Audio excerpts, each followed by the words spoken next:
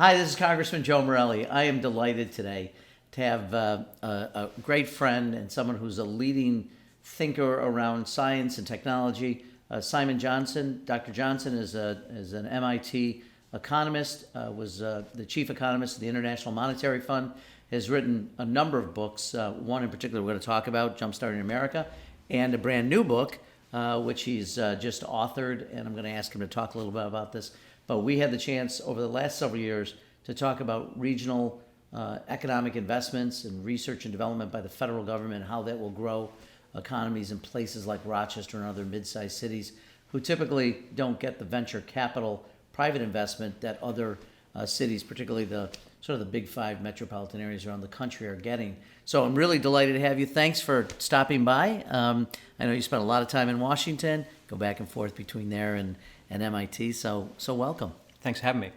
So I want to start a little bit by talking about regional technology hubs, but really that grew in my consciousness. I had spent time in the New York State Assembly. I had authored a report called Creating a State of Innovation, which urged the state of New York to really invest in innovation and technology to rebuild the economy, particularly in upstate regions that had been old, sort of Rust Belt industrial, and came upon the work that you and Dr. John Gruber did in Jumpstart America. So maybe we could start there and just talk about sort of the perspective that you shared in the book and why this investment by the federal government would be so important in jumpstarting the economy of the United States.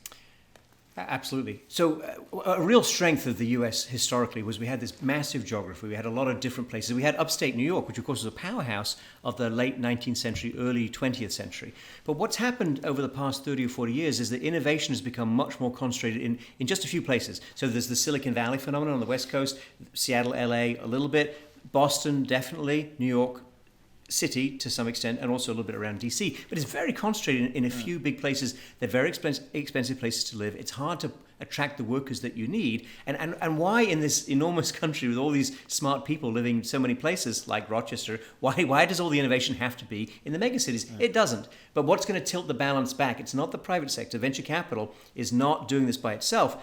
However, we have these strong universities, we have the deep pockets of historical innovation. Again, upstate New York is a perfect example. So let's have the federal funding available for a broader set of places and use that as a catalyst for economic development. You know,